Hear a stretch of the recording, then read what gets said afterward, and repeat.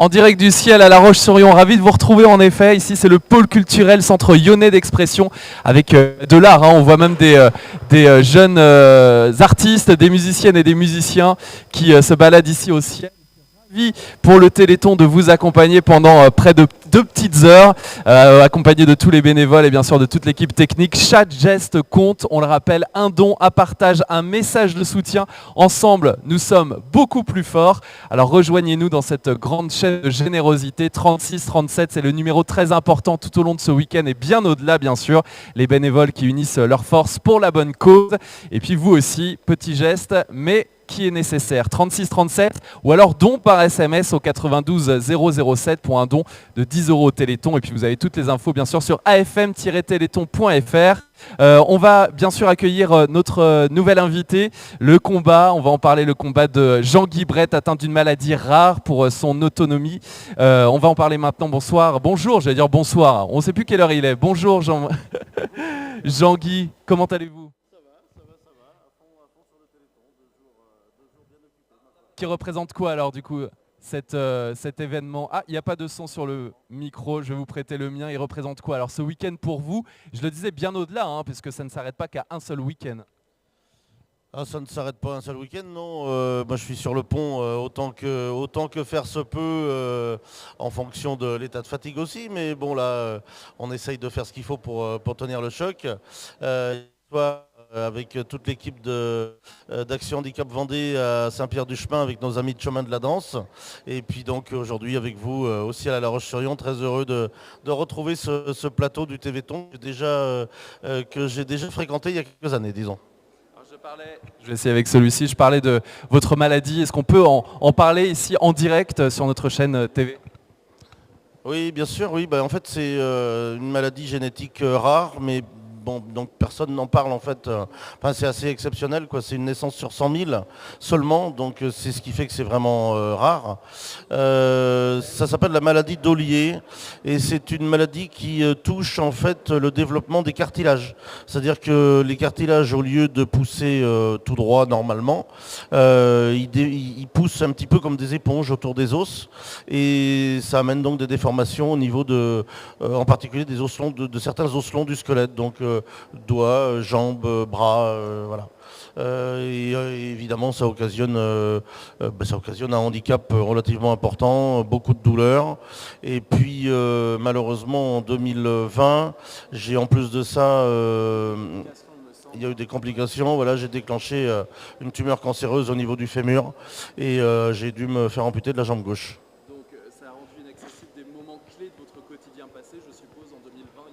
Ah bah oui, c'est des choses auxquelles on ne s'attend pas évidemment, comme toute maladie. En plus, c'est une maladie en plus de la maladie, avec évidemment une épreuve importante à surmonter, à accepter, parce que là, il faut accepter, quoi. Enfin, on a le choix, si vous voulez, j'ai eu le choix entre partir en soins palliatifs et ne rien faire, ou me faire amputer de la jambe gauche, quoi. Donc bon, cette jambe, elle était plus courte que l'autre de 15 cm, mais je marchais quand même un peu avant avec des cannes anglaises. Je me fatiguais beaucoup, mais je marchais.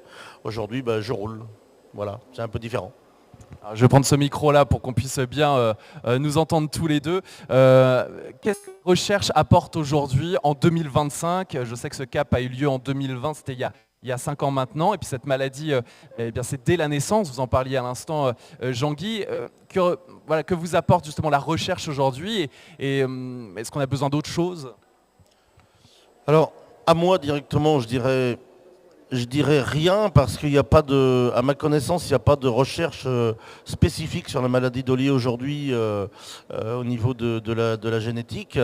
Mais je veux y croire. C'est-à-dire que moi, j'en profiterai peut-être jamais, c'est possible.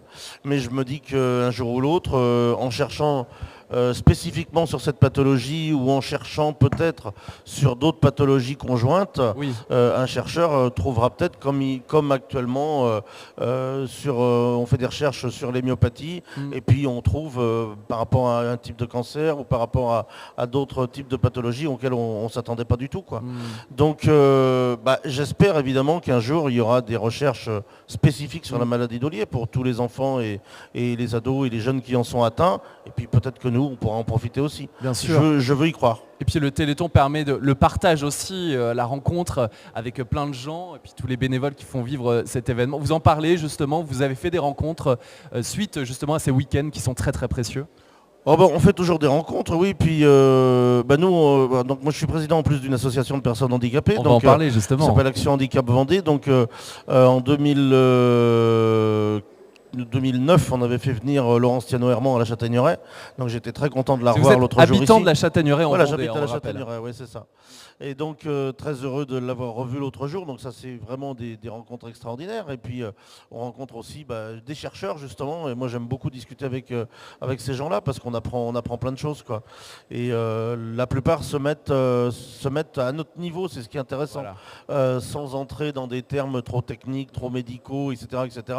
On arrive à comprendre beaucoup de choses, même si on n'est pas complètement baigné dans le domaine médical et génétique, quoi. Bien sûr, comme Olivier Baris qui était avec nous et qui il est formidable. Reste tout au long de la journée, vous pouvez bien connaître puisqu'on le croise ici à La Roche-sur-Yon. Venez d'ailleurs pour le rencontrer si vous souhaitez. Nous sommes au ciel, en plein cœur de La Roche-sur-Yon, ici en Vendée, chercheur en biologie des mitochondries au CNRS du côté d'Angers. Il viendra sur notre plateau nous retrouver, Olivier. Alors, vous êtes un passionné de micro, de radio, d'ondes, c'est ça, passionné depuis toujours, racontez-nous. Oui, c'est ça, oui. C'est-à-dire que quand je vais au CHU passer un scanner, les radiologues me disent « Ah, mais c'est quoi le petit écusson que vous avez là » parce que je suis membre de la Fédération des opérateurs radio et signaleurs de France. Et donc, je dis c'est de la radio, mais c'est pas les mêmes que les vôtres. Qu'est-ce qui vous passionne justement là-dedans, dans la CB? Moi, c'est une passion, voilà, c'est une passion depuis plus de 30 ans, suite au décès subi de mon père, en fait. À l'époque, on n'avait pas de téléphone portable dans les voitures, ni de téléphone portable tout court. Et le moyen de communication idéal, c'était la CB, quoi. Et puis la CB... walkie un petit peu. Voilà, alors des talkie-walkie, mais après, il y a des postes aussi qu'on peut mettre en voiture, en fixe, avec des antennes extérieures, etc. Et en fait, la CB m'a permis de renvoyer l'ascenseur, je dirais, parce que moi, j'ai toujours eu besoin des autres dans ma vie, à l'école pour porter mon cartable, parce que je marche avec des cannes, donc j'ai jamais rien pu faire tout seul, quoi. J'ai toujours besoin de quelqu'un pour faire des choses. Et donc, la CB, à l'époque, elle m'a permis de renvoyer l'ascenseur, c'est-à-dire que j'ai rendu beaucoup de services grâce à la CB, quoi. Et puis, comme j'aime bien aussi les langues étrangères, ça m'a aussi permis de faire pas mal de contacts dans le monde entier, en anglais, en espagnol, un petit peu en italien aussi. Donc voilà, et puis je continue quand j'ai l'occasion. Je suis toujours équipé. Et donc aujourd'hui, avec cette fédération où on essaye de faire avancer les choses en matière de réglementation et en matière de réglementation aussi pour ce qu'on appelle les signaleurs, c'est-à-dire que c'est des gens qui s'occupent de réguler par exemple la circulation sur des parkings, lors de manifestations, lors d'événements, les gens que vous voyez avec des gilets jaunes qui sont là pour accueillir le public et qui malheureusement n'ont pas vraiment aujourd'hui de reconnaissance officielle. Donc nous, grâce à cette fédération, on essaye aussi de faire avancer les choses à ce niveau-là. C'est génial de pouvoir en parler là, national. Maintenant, en effet, la Citizen Band, je parle que français. C'est pas grave. La Citizen Band de l'initiation à la passion. Et si un jour elle vous sauvait la vie, ça vous dit quelque chose ce titre? Bah oui, ça c'est un livre que j'ai écrit il y a 2 ans et demi, maintenant 3 ans. J'ai fait une réédition l'an dernier. Donc je suis parti d'un constat en fait, si vous voulez, c'est que j'avais coécrit un autre ouvrage avant avec 2 amis, Didier Vercher et Ludivine Marie. La CB se réseau oublié. Et ça, c'était le premier livre, le premier ouvrage. C'était le premier, donc coécrit. C'est Didier un ami qui m'avait fait appel pour coécrire ce livre. Et puis un jour, quelqu'un me dit, mais est-ce que dans ce livre-là, vous expliquez aujourd'hui comment on s'équipe, qu'est-ce qu'on peut acheter comme matériel, comment on fait, comment on commence? Non, en fait, c'était nos témoignages et c'était aussi l'histoire de la radio, l'histoire de la CB. Donc il n'y avait pas tout ça.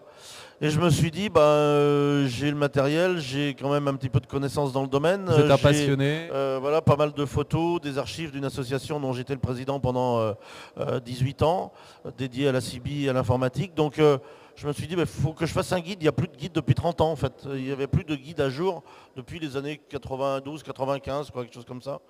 Donc voilà, ça m'a pris. Donc j'ai fait ce livre qui est un guide à la base, mais pour avoir la légitimité, je dirais, d'écrire un guide, j'ai souhaité aussi reparler de mon parcours.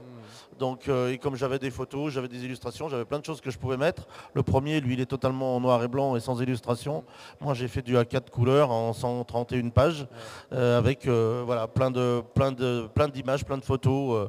Ça évolue au fur et à mesure, bien sûr, voilà, c'est plus vivant. plus vivant. C'est génial, vous devez être fier aussi de sortir et puis Oui, de oui. parler de votre passion également. Vous êtes vous êtes passionné de radio, d'informatique, de nouvelles technologies et puis passionné aussi d'organisation d'événements. Vous m'avez parlé juste avant de prendre l'antenne en direct ici du ciel de La Roche-sur-Yon d'un événement que vous avez fait avec une vingtaine de participants, il me semble. Racontez-nous. Ah ben là oui, 27 participants, oui, c'était il y a quelques mois à la Châtaigneraie. Donc l'idée c'était on essaye avec Action Handicap Vendée d'être des liens en fait entre les personnes en situation de handicap et les élus, les décideurs, les administrations aussi, parce que par exemple remplir un dossier MDPH, c'est un peu un parcours du combattant pour certaines personnes.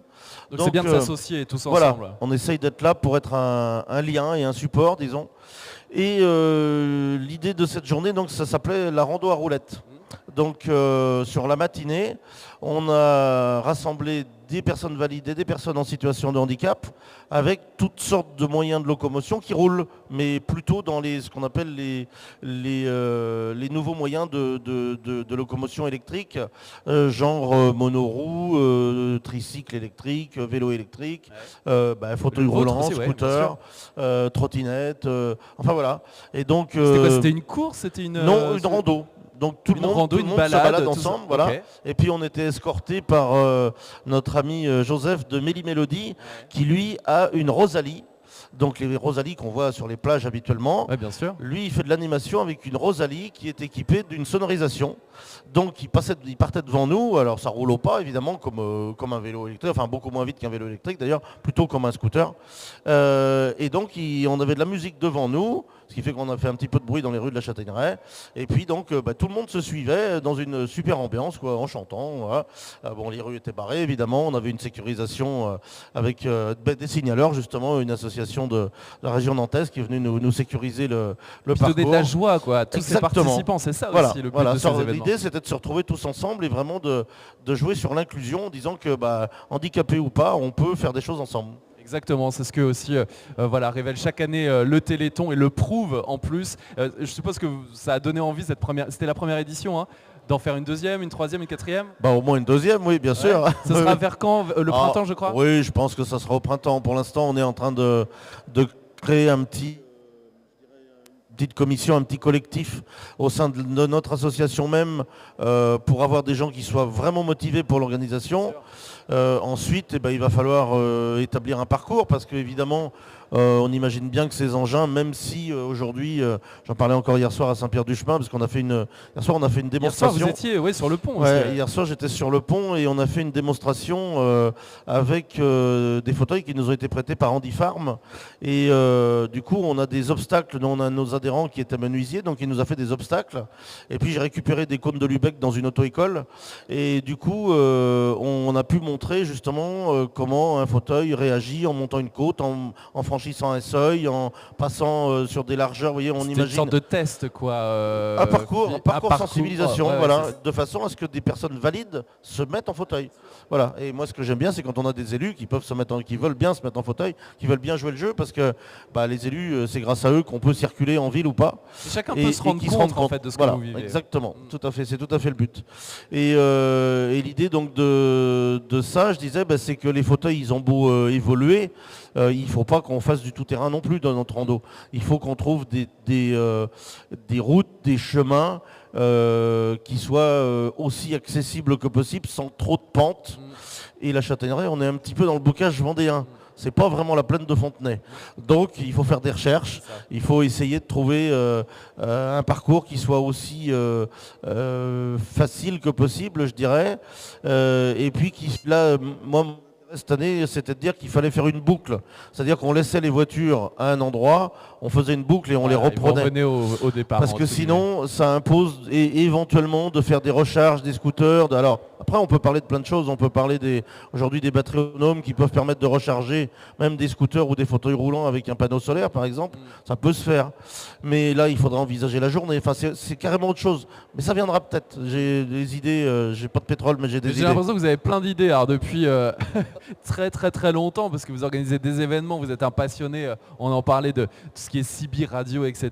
Et puis ces événements sont importants. Et moi j'aime bien ce côté, on se réunit toutes et tous. Ah oui. On partage nos passions, on parle aussi de toutes ces recherches, développement les maladies. On se réunit vraiment autour de tout ça pour avancer. C'est ça, c'est avancer et être plus fort ensemble. Oui, c'est tout à fait ça. C'est tout à fait ça. Et puis c'est aussi essayer de faire sortir des personnes en situation de handicap de chez elles.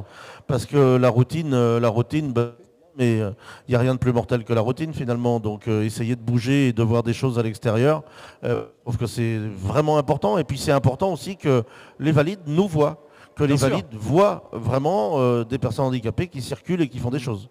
Jean-Guy Bret, qu'est-ce qu'on peut vous souhaiter pour la fin d'année et du coup pour l'année prochaine, parce que là on est au mois de décembre? La sortie d'un nouveau livre, mais cette fois-ci dédié au handicap. Qui est en préparation, qui est bien avancé, qui n'est pas fini, mais j'espérais le sortir pour Noël, mais ça va être trop court. Quel est ce projet justement sur le handicap? Une partie de mon parcours, tous les obstacles que j'ai rencontrés depuis l'enfance en matière de handicap, au niveau scolarité, au niveau plein de choses. Et puis aussi un espèce d'état des lieux, je dirais, du handicap en France et en Europe, histoire de faire un petit comparatif de ce qui se fait ou de ce qui ne se fait pas et de ce qui pourrait se faire. Le manque d'application malheureusement des lois, notamment de la loi de 2005 dont on a beaucoup parlé, mais qui n'est toujours pas vraiment appliquée. J'allais vous demander, vous ressentez des choses qui ont bougé depuis ces dernières années? Oui, ça serait un gros mensonge de dire non. Il y a des choses qui ont bougé, mais pas assez vite. On a beaucoup de promesses. Je vais revenir aux élus. Moi, je reste convaincu que pour qu'on obtienne des résultats, il faudrait qu'il y ait beaucoup plus d'élus en situation de handicap, en fait. Parce que les personnes handicapées actuellement sont liées aux décisions des valides dans 99% des cas, je dirais. Et on ne nous écoute pas spécialement. On ne nous écoute pas toujours. On met en place des protocoles, on met en place des choses, mais sans vraiment tenir compte des besoins et de la spécificité des pathologies et des handicaps. Et ça, il n'y a que nous qui pouvons le dire, il n'y a que nous qui pouvons vraiment le ressentir.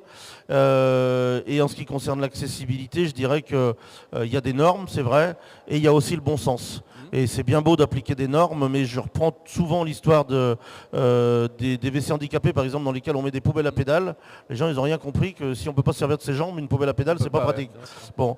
Et je prends aussi souvent l'exemple des seuils, parce que la réglementation aujourd'hui autorise des seuils à 2 cm de haut, et malheureusement 2 cm de haut, il y a encore beaucoup de fauteuils qui ne peuvent pas les franchir, alors que c'est dans la légalité. Donc il faudrait que tout ça, ça bouge, et que les architectes, les gens qui construisent et les élus prennent conscience de tout ça. Vous essayez d'aller à leur rencontre, comme vous en parliez là tout à l'heure. Je le fais régulièrement. Bien sûr, et c'est important aussi. Je le fais régulièrement avec l'association, on fait de la sensibilisation aussi dans les établissements scolaires. On rappelle le nom de l'association. Action Handicap Vendée. Je viens aussi à la Forbat, à La Roche-sur-Yon, justement pour parler à des futurs artisans du domaine donc du bâtiment, que ce soit électricien, que ce soit plombier, que ce soit maçon. Donc on essaye de leur parler de tout ça. Et puis on va aussi par exemple dans des MFR où là on a un public très intéressant avec des futurs élèves infirmières, aides-soignantes qui se destinent à des carrières au niveau du service à la personne. Donc on est en plein dans le thème et on a souvent des questions très ciblées et très sensées sur le handicap avec ces publics-là. Oui, quel genre de questions vous marquent la plupart du temps peut-être? La plupart du temps, ce qui revient souvent, c'est par rapport au regard, mais c'est aussi par rapport au type d'aide dont on peut avoir besoin. C'est des choses très concrètes, comment on peut par exemple déplacer une personne sans lui faire mal, comment on peut aider ponctuellement pour un transfert, c'est des choses un peu techniques des fois, mais qui sont importantes pour eux ou pour elles, quoi. Eh bien, Jean-Guy Bray, merci beaucoup. On va suivre vos aventures avec votre livre qui devrait sortir donc après les fêtes, je suppose 2026. Oui, oui, je pense que ça sera premier trimestre 2026. Ouais. C'est ce qu'on vous souhaite pour la suite. Et merci d'être venu sur ce plateau ici au Téléthon. Profitez bien. Je rappelle que nous sommes au ciel, en plein cœur de la Roche-sur-Yon. Chaque geste compte, un don, un partage, un message de soutien. Ensemble, soyons plus forts. Ça, c'est le message tout le week-end et bien au-delà, bien sûr, tout au long de l'année. Alors, rejoignez-nous dans cette grande chaîne de générosité. Les bénévoles unissent vraiment leur force tout au long du week-end 36-37 pour faire un don. Merci beaucoup. Merci Lucas, merci Jean-Marie, merci à toute l'équipe du Téléthon 85 et à tous les amis du Téléthon, bien sûr.